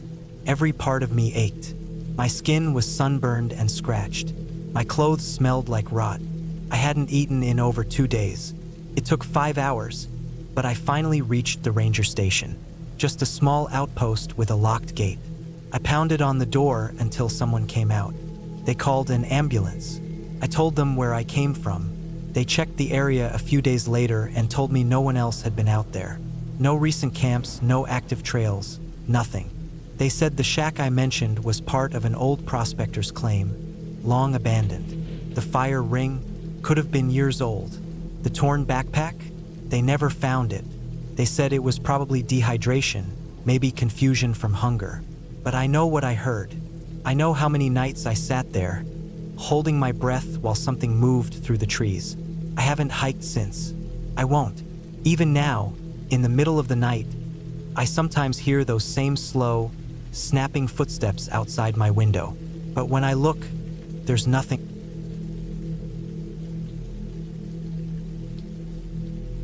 I'd been meaning to hike the Blue Valley Ridge Trail for over a year. It was one of those long routes that hardly anyone talked about online. No Instagram pictures, no travel blogs, no real reviews. That's what I liked about it. Less noise, more silence. I'm not into the heavily trafficked trails where you pass a group every 10 minutes and hear someone's speaker blasting songs.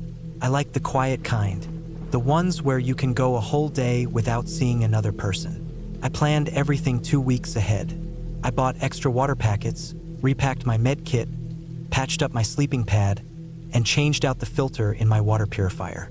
I made sure to print out the topographic maps too, just in case my phone died. The area had some reception, but I didn't want to rely on that. The trail started about 5 hours from where I lived, and I left around 4 in the morning so I could get a good early start. I was aiming for a 3-day out and back. The total length of the trail, round trip, was about 36 miles, but I planned a few small detours to some lookouts, so it was going to be more like 40. The parking lot was small, could maybe fit 6 or 7 cars, but only 2 were parked when I arrived. One looked like it had been there a while, covered in dust and dried leaves. That meant someone else was probably on the trail already, maybe doing the loop in reverse. That comforted me a little, not because I wanted to run into anyone, but just knowing I wasn't the only person out there gave me a small sense of security. Like if something went wrong, there was at least one other human within miles.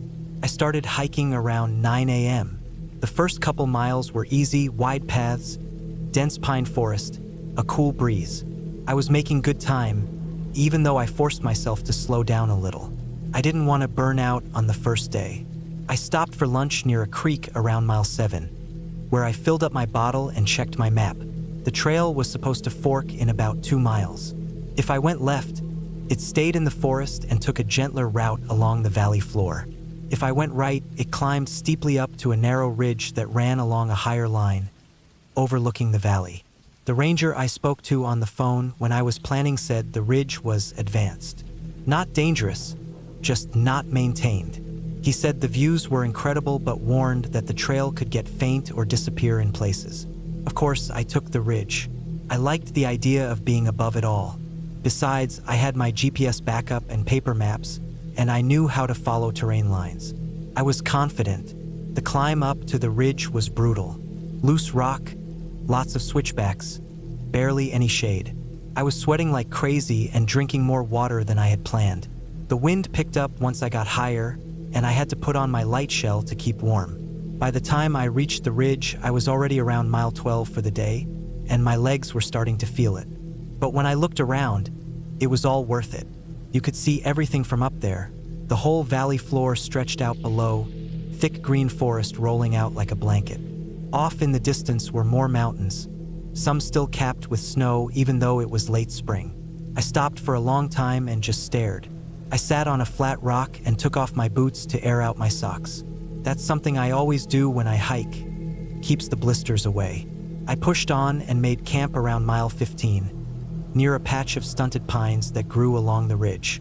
It was hard to find flat ground, but I found a good enough spot where I could wedge my tent without sliding off in the night. I ate a simple dinner, rice and tuna, and listened to the wind whistle through the branches. It got real cold real fast up there, and the stars came out sharp and clear. No light pollution, no sound but the wind and the occasional bird call in the distance. I slept decently, Woke up a few times to shift my weight because of the angle, but no major issues. I packed up early and started again around 7 a.m. That second day was supposed to be easier. More walking along the ridge and then a descent back into the forest, where I'd camp one more night before hiking out. The trail was thin in places. Sometimes it was nothing more than a faint line across the rock, and I had to use the map more often than I liked. Still, I was moving well. Around mid-morning, I hit a spot where a slide had taken out part of the path. It wasn't marked on the map, but it was clear. A 20-foot stretch of loose rock had shifted down the slope, leaving a narrow crossing that hugged the ridge wall on the left and a steep drop on the right. It wasn't deadly, but it made my stomach twist. I moved slow and steady, checking every footstep before I committed to it. After that, the trail dipped back into the trees. The forest was denser there, less light, cooler air. I noticed fewer signs of animals, no deer prints, no scat, no birdsong. It was quiet in a way that didn't feel peaceful. I brushed it off at first. Sometimes the air pressure changes and everything gets still. But that feeling stuck with me for hours, even as I hiked deeper. That's when I saw the first mark. It looked like a tree had been stripped, not gnawed like from deer or chewed up by bugs. Clean strips of bark taken off in long vertical lines. And there were a lot of them. 5 trees in a row, all stripped in the same pattern. I stopped and just looked at them. Something about it made my chest tighten. Bears sometimes strip trees for food or to mark territory, but these didn't look like claw marks. It looked like something had cut into them deliberately. Clean slices. I didn't like it. I kept walking. About an hour later, I noticed something else. I realized I hadn't seen a single trail marker in a while.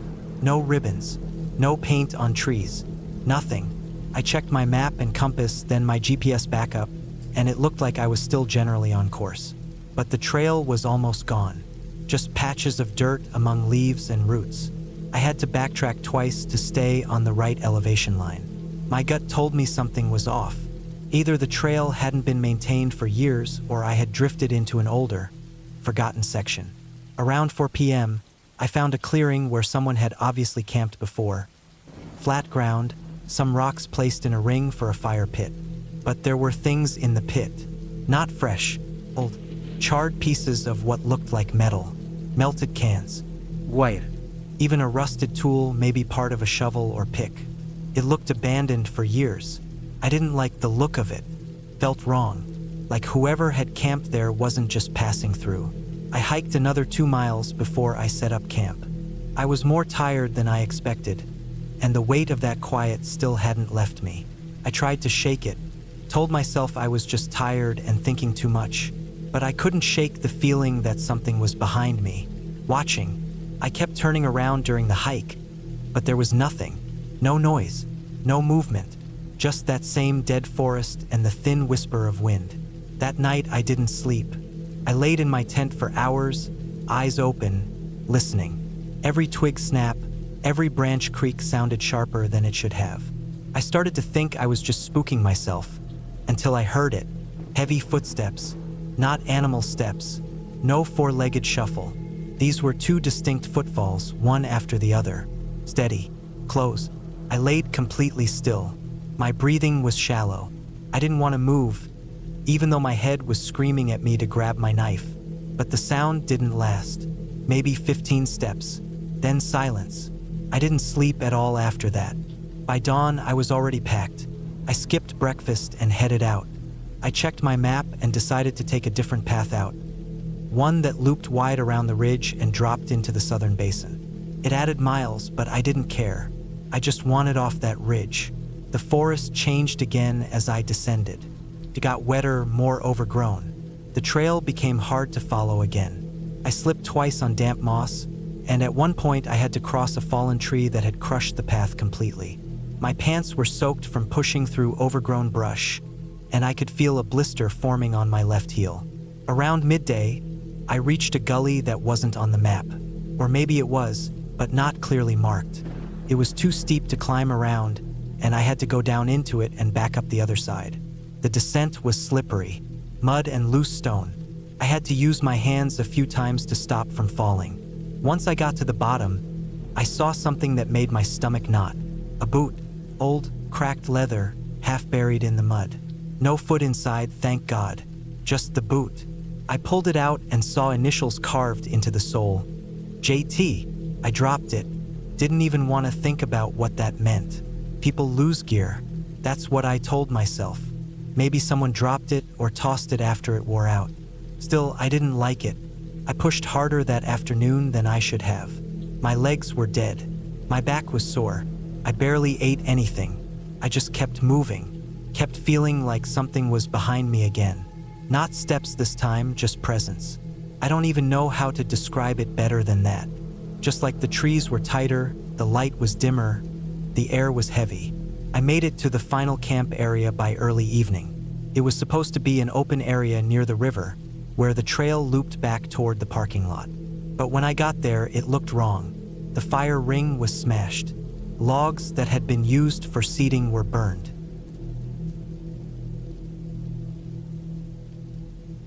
It started on a Wednesday morning in early September. The sky was still gray from the night before, and the air smelled like wet leaves and dirt. I had driven up to a remote forest area in northern Idaho. I'd been planning this solo hiking trip for weeks, marking trails, checking satellite maps, and reading trip reports. I wanted to spend 3 days out there, camping off trail, moving through the hills where not a lot of people go. I thought it would be peaceful. I thought it would clear my head. I left my car on the side of a dirt forest road and checked the lock twice. There was no one else parked out there, no signs of people. It was quiet, except for the wind pushing through the tall pines. I loaded my pack on my back. It was heavy, maybe 40 pounds or more. I had enough food, water, a GPS, maps, an emergency beacon, a stove, tent, everything. I knew how to hike alone. I'd done it before. I wasn't careless. The trail was narrow but easy to follow for the first few miles. Pines on both sides, with the ground covered in a thick layer of pine needles. It was soft and quiet under my boots. I hiked steadily uphill. The trail wasn't marked very well, but I had a good sense of direction and a printed topographic map with GPS markers I'd set the night before. After about 3 hours, I reached a ridge with a view of the hills that rolled out for miles. The sun had come out by then. The clouds were gone, the wind had died down, and the heat started to creep in. I took a short break on a big flat rock, drank some water, and ate a granola bar.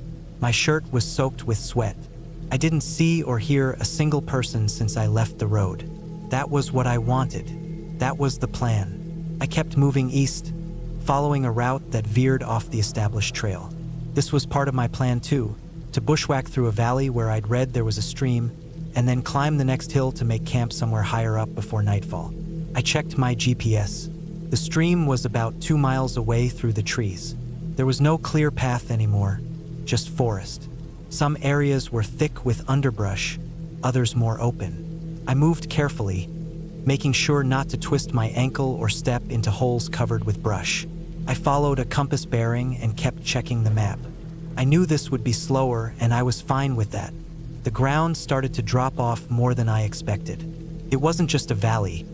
It was a long, steep descent with a rocky slope hidden under loose dirt and old leaves. I started slipping a little as I moved down. I planted my boots hard and grabbed tree trunks and branches as I worked my way lower. It got darker as the trees closed in. The sun was still out above, but down in the valley, the light was fading faster. I looked at my watch. It was 4:40 p.m. I should have been making camp soon, not going deeper. Still, I pushed on. I finally reached the stream at the bottom. It was narrow and shallow but flowing. I knelt and filled my bottle through a filter, then drank. My legs were sore, and my shirt was stuck to my back from the sweat. I thought about camping right there, but the area was too low and damp with barely any flat ground. I didn't want to sleep near water either. Mosquitoes, animals, and cold air would make that miserable. I had to go back up the next ridge, and it looked steep from where I was. I cursed under my breath and kept walking along the stream to see if there was a better place to climb. The further I went, the steeper and more overgrown everything looked. There were no clear routes up. Eventually, I had no choice. I had to scramble up the hill through thick brush, over logs and loose rock. It was brutal. My arms got scratched. My pack caught on branches. I slipped more than once. I made it to the top just as the sky started to change color. The sun was low and everything looked orange and gold, but it was getting colder fast. I had no time to look for the perfect campsite. I just needed somewhere flat and dry. I finally found a spot with a patch of ground big enough to pitch my small tent between a group of thin trees. It wasn't ideal, but I was too tired to care. I set up the tent, unpacked my sleeping gear, and made a quick dinner.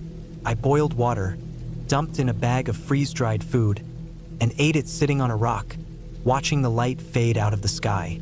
No sound except the trees shifting in the wind and some distant birds. I felt exhausted but satisfied. I had made it through the hardest part. That night, something woke me up. I had fallen asleep easily. I remember the last thing I saw was the stars through the thin roof of my tent. I was deep in sleep when a sound pulled me out of it. I didn't know what time it was, but it was dark, really dark. The moon was behind clouds or the trees. I could barely see my hand in front of my face. The sound had been faint, crack like a stick snapping, not too close. Then I heard another one. It wasn't wind. It wasn't a small animal either.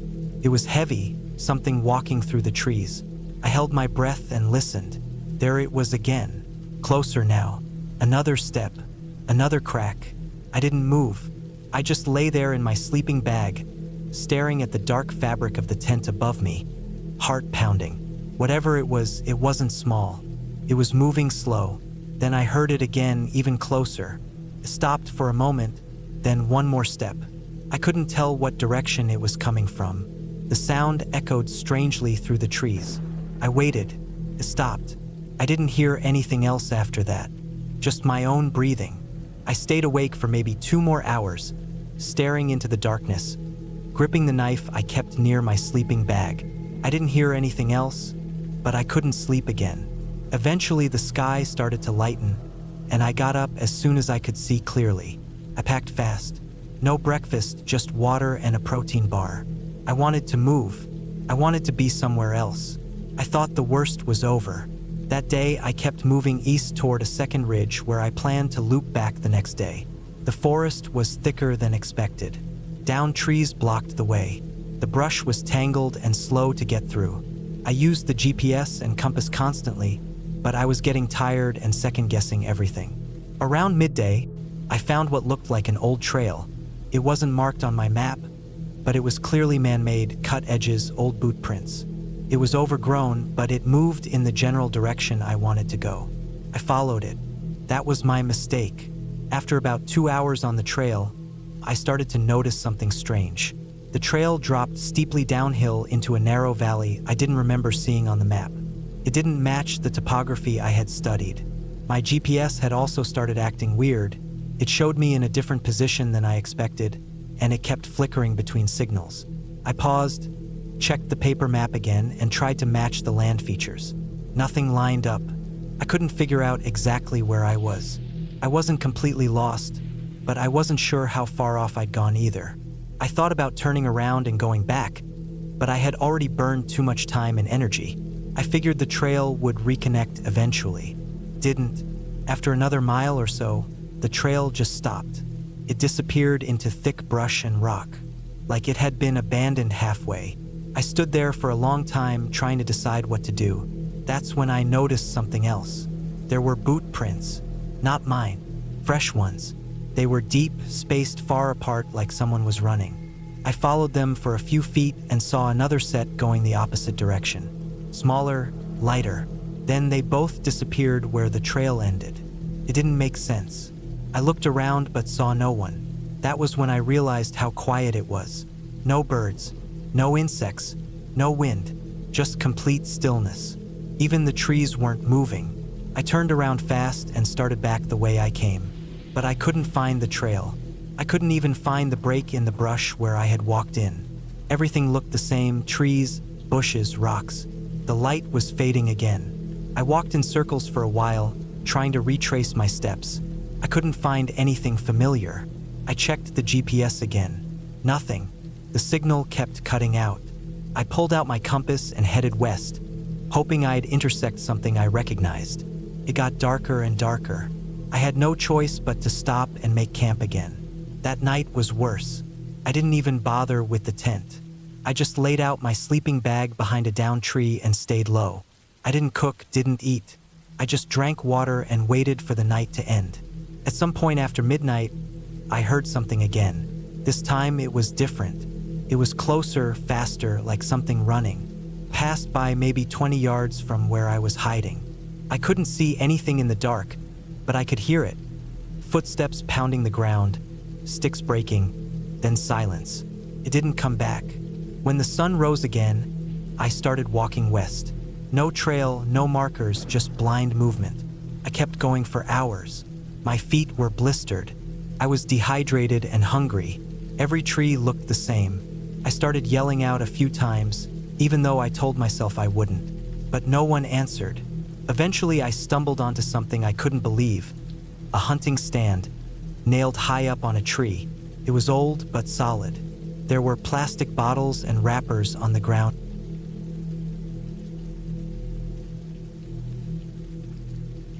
I've always liked hiking alone. It gave me time to think. I never went for the big tourist trails either. I preferred the quiet, out-of-the-way paths. The ones where you didn't hear families with kids shouting or people playing music out loud from their phones. Just the crunch of dirt under your boots, the wind through the trees, and maybe the occasional bird overhead. I didn't mind getting a little lost sometimes either. It made things feel more real. That summer, I'd planned out a few solo hikes. I had about a week off from work. Not a real vacation, just time I'd built up and decided to use before it expired. My plan was to drive up to a part of the state I'd never really explored before. A bit of forested land east of the smaller towns, close enough to not be completely isolated, but far enough that I wouldn't bump into many people out there. I had maps printed out, GPS on my phone, a backup battery, a fully packed hiking bag, and food for the day. I wasn't planning on camping out overnight, just a long hike, maybe 7 to 8 hours at most, and then I'd head back to my car and drive to a cheap motel I'd already booked online. Nothing fancy, just a bed, a shower, and a quiet night. That was the plan. I parked my car early that morning around 7:15 a.m. in a dirt lot that looked like it hadn't seen much use in a while. No other cars. A faded wooden sign at the start of the trail read, Dobbs Ridge Access Trail. I had found it on an old hiking blog. Some guy who had explored it years ago said it had beautiful viewpoints and wasn't too tough unless it rained. It hadn't rained in days, so I figured it would be fine. According to the blog and a map I found, the loop I was going to take was about 13 miles. Long but manageable. I locked my car, double-checked my bag, and started walking into the woods. The air smelled like pine needles and dry leaves. It was quiet, not silent, but peaceful. Birds, wind, distant rustling from who knows what. I fell into a rhythm quickly, walking at a steady pace, breathing through my nose, checking my map occasionally. My phone still had signal, though it was weak. I wasn't too worried about that. I had everything I needed. About 3 miles in, the trail started getting narrower. The trees closed in more. There were parts where I had to duck under fallen branches or step over logs. It wasn't anything crazy, just rougher than I expected. But that didn't bother me. If anything, I liked it more. It felt untouched, like I was moving through something that most people had long forgotten. I stopped around 11 a.m. for a quick lunch break. I found a flat rock near a clearing, dropped my bag, stretched out my legs, and ate a protein bar and some trail mix. I drank a good amount of water and just sat there for a while, letting my legs rest. I checked the time, looked at my map again. According to the route, I was about halfway, maybe a little more, so I figured I'd be back at the car by 4 p.m. at the latest, even if I took my time. After that break, the trail started to slope downhill for a while. At first, I liked the change in elevation. It gave me momentum, but the more I moved downhill, the more I started to feel something strange in the pit of my stomach.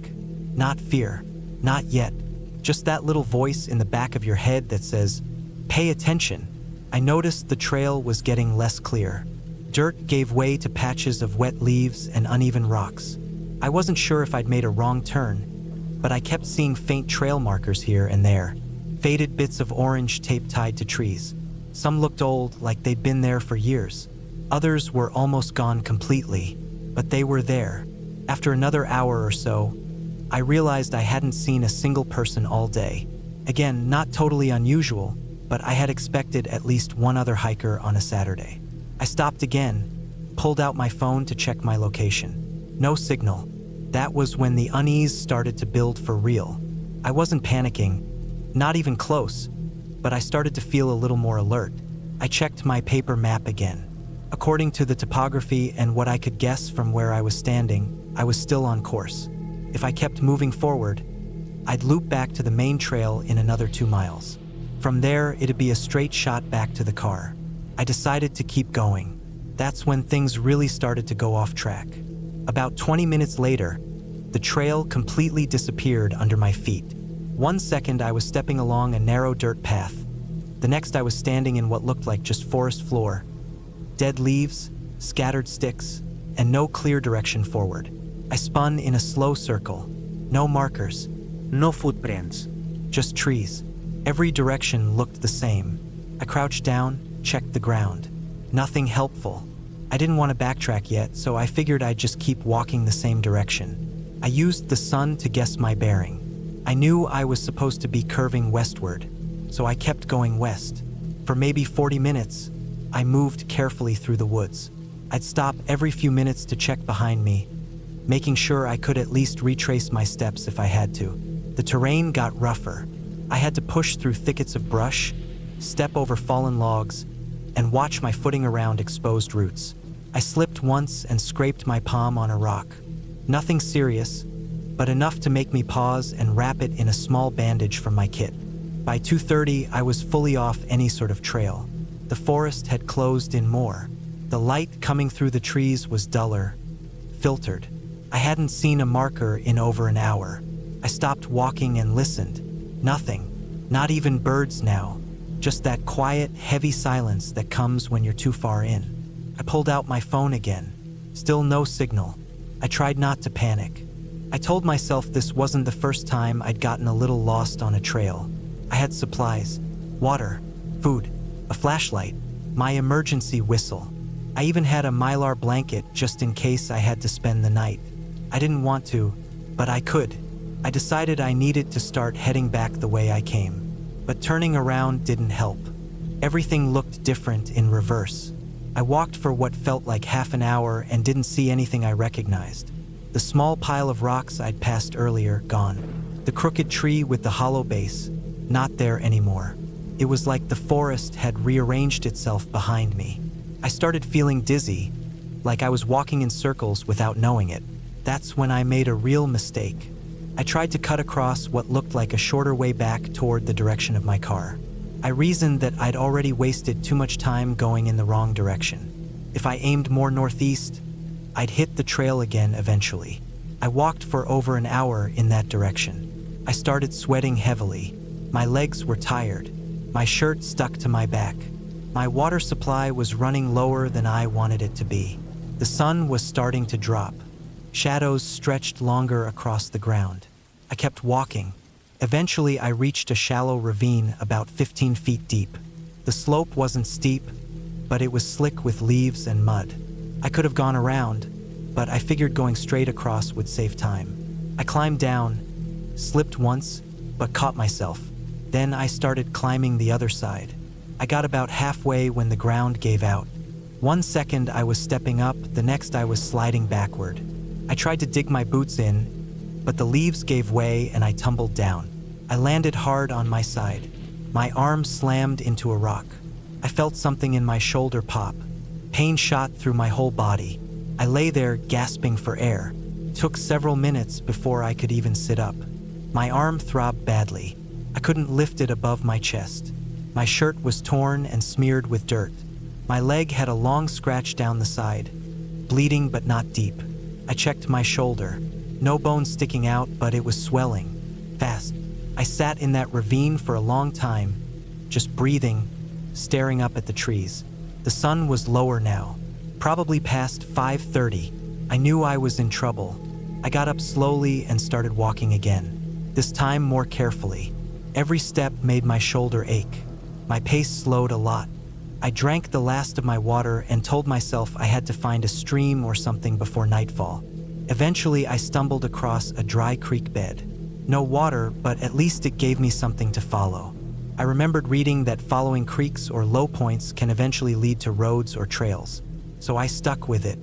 As the sun finally dipped below the trees, I pulled out my flashlight. It worked fine. That gave me a little hope. I kept walking. The ground under my boots crunched loudly now.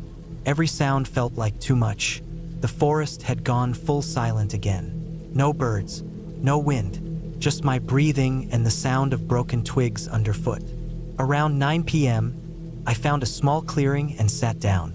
I didn't want to walk blindly through the dark anymore. I ate the rest of my trail mix, wrapped myself in the mylar blanket, and tried to rest. My shoulder hurt constantly. I couldn't lay on that side. I kept hearing distant rustling in the woods.